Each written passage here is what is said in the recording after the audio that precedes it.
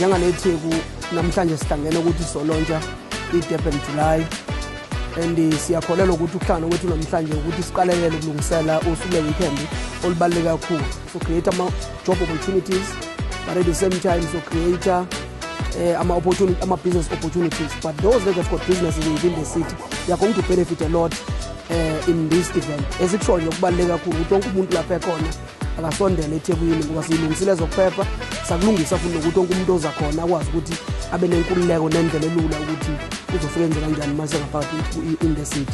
Asiyenzi le event ngoba senze event, siyenza with an intention yokuthi sibe ningi sesikhava.